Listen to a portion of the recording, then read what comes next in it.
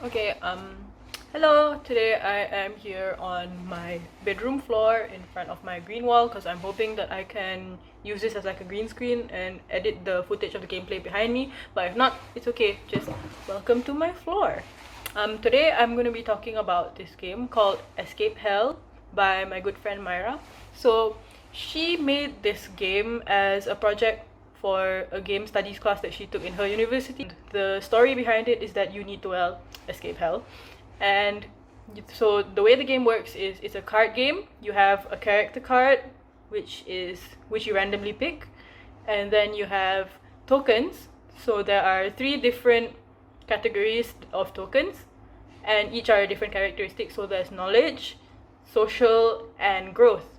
So each character has a different statistic, a different number of tokens that they need to reach in each category in order for them to be able to escape hell. So the way the gameplay works is you have a stack of cards, and each one will say something like +1 social, or -2 growth, +1 knowledge. Oh, you went ice skating with your friends, +3 social. So it's just these little events. Not all of the cards have events written on them, but all of them do have like +1, plus or minus in a category. And there are also some action cards. First of all, there is the steal card. So you can steal tokens from another player. There is a shield card. So if someone tries to steal from you, then you can shield yourself from those cards being taken from you. And there's also multiplier cards too. Yeah, so let's say if you take a multiplayer card that's a ×2 card, then you can use that ×2 card along with the +1 knowledge. So you can 1 × 2, you can +2 knowledge instead of +1. Yeah, so those are all the different cards. So to play, you shuffle your deck of the +- cards, the action cards, they're all put together. You shuffle them, and then the gameplay works is like you take turns. Each person picks 1 card from the top. You follow what the action on that card is, whether you can take a token or you lose a token. If it's an action card, you can save them for later. So yeah, the game just keeps going until you reach the number of tokens on your character card. Your character might need 4 knowledge, 12 growth, 6 social. I don't have the cards with me right now because I played this a few days ago, but yeah, that's basically how it works. I'm so sorry, I would love to like show you the cards as I make this video, but if I have clips of it, I will put them in somewhere. And yeah, so you just need enough cards in all of the categories that your character requires, and then you can escape from hell. So there is definitely a little bit of a narrative aspect to this game, as the goal of it is to get enough of these point token cards to be able to escape hell. So that being said, some of the +- cards do have stories that go along with them. For example, social cards might have something like you made a friend, you went out with somebody, and the growth cards could be like you did some charity, and knowledge can be like you read a book today. So you are doing things in order to gain these characteristics, to gain these new stats, to level up your being, making yourself a better person so that you can get out of hell. But I really wish that every single card had a story to it, because not all of them did. Very few cards actually had a story. I think the only cards that like all of them would have a story were the bigger cards that were like +- 5. And this one, Myra told me that these cards were based on the 7 deadly sins, so there was like more of that hell element and more of the story factor were in these larger cards.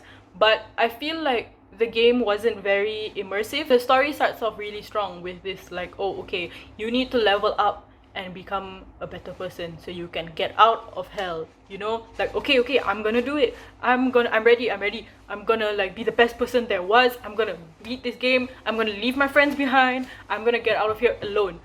But then like the story just kind of falls flat after you're introduced to the game.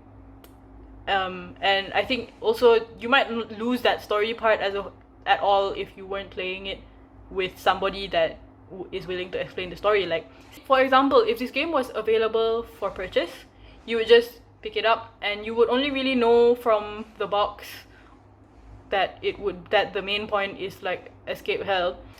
on that note, there weren't any instructions, like formally there wasn't like an instruction card or booklet or anything with the game, but at the same time this is a game made by a student. See, I can be a little bit dense at times, and you know, with things like me just wanting to casually play a game, I kind of need the information to be given to me ahead of time for me to be able to like connect the dots between things. So if it wasn't for Myra explaining the concept to me of like, okay, this game is about escaping hell, so you need to get more knowledge, be more social, and you need to grow as a person so that you're good enough to get out, I wouldn't have made that connection. I would have just thought that it was like random ballpark things, like this game is called Escape Hell, and we have knowledge tokens and growth and social. But like, to me, if it wasn't explained, those would have just seemed like random characteristics that you put in there just so that you can have a name on the factor of you need to get the right points so that you can win. So that's how it would have felt to me if I wasn't explained the gameplay. To me, it would have been helpful if there was an introductory card when you start playing the game, or even if it was like, even if the instructions were written in a sense that it would include that narrative into it, you know, like the beginning of your quest was in the instruction card. But yeah, so there was no instruction, there was no introductory card, it was just Myra explaining everything to me. But I feel like it's a detail she could have included. But she did have a card with a picture of a demon on it, and then the cards had like, oh, you lose, you're stuck in hell on it, haha, you know. So if she could include that for the end of the game, then what's stopping you from also having that to start off the game? So it's like the start of the game has a story only if it's told to you, and then the gameplay itself has no story except for like a little bit sprinkled here and there in like some cards, you know. Just if you're lucky, you're gonna get a card that has a story to it, and then it closes off having the story comes back at the end. I kind of forgot about it throughout. Like in the middle of the game when we were actually playing, I kind of forgot that the game was Escape Hell and not just let me get my money so I can win. I really hope that I'm not blabbering too much. I couldn't really focus on the gameplay because of that fact of the story being lost along the way. Because then it just became a robotic sense of pick a card, +1, pick a token, -1, oh no, lose a token. You know, it just became very repetitive and wasn't very engaging. So I think, let's say if you don't make the story more pushed into the game, because at the end of the day, the gameplay wasn't made to be a story-based game. It was made to be the type of game where you get points and win. So I think just generally this could have been remedied by, one, if all of the cards had those little tidbits at the bottom, like you gained this because this, you gained this because this, you read a book, you went ice skating. I'm reusing the same examples because I can't remember anymore, but yeah, those were the few things that I do remember from the story cards. So yeah, having the story element does keep you engaged. You remember something about what you're doing, you know. So I pick up this knowledge card, oh wow, I read a book today, I didn't know I could read a book. Social card, okay, I made a friend, or I got into a fight, like, oh no, I'm affecting people. It just adds more to it. It feels more than just a game of greed, you know, the kind of games where it's all about getting rich. Like, you know how when you play Monopoly, for example, the end, yes, the goal of Monopoly is for you to make more money and gain more of the little houses, the hotels, you know, the property. Yeah, the word's property, I'm sorry. But yeah, you know how Monopoly, the goal is to get rich, but it still has the elements in it, like the community chest cards, and what was the other one? I don't remember what it's called, but you know how Monopoly has the question mark card, and then the things on it can be stuff like, oh, you threw a party, so you spent this much money. Oh, you won the lottery, so you gained this much money. You know, just, it's not just you pick up those question cards and it's +2,000, -2,000. It's you pick up the card and there's a story to why you got that money. So I do feel like if it's the type of game where the goal is to achieve a quantity of something, it's important to have the story so that it doesn't feel like you're just doing math. Because if you don't have the story, then you're just doing +1, +2, -1, -3. Like, did I come here to do math? Okay, unless your aim is to create a math game, then fine. But that's the thing, this game was not made to be a math game. So another thing I felt that could improve it was if Escape Hell had more of those action cards, the Steal, Shield, Multiply, and turns out I wrote on my notes there's a Reflect card. I can't remember what it does, but there was also a Reflect card. I think these action cards were a really good thing to have because they get you to interact more with the other player or players if you're playing in a group.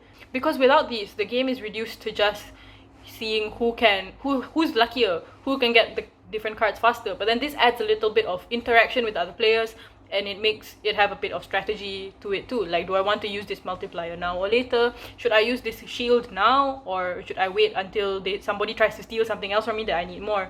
You know?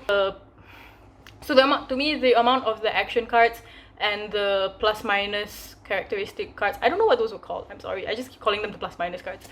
I think it could have been more balanced, and there could have been some more of those action cards and maybe a few less of those plus minus cards. Because if there are more action cards, then your aim can be to steal the pieces from the other character. You can steal the tokens from other players rather than just hoping that you get enough cards from the deck itself, which it adds a bit of sabotage and a little bit of irony as well. If the plot is for you to be a good person in order for you to escape, but then here you are stealing things to find your way out, I think that could be a very interesting thing to add to the story as well as to the gameplay. Okay, final suggestion. My memory card is running out of space and I'm running out of things to say anyways. I think this game is definitely more engaging if you have more players.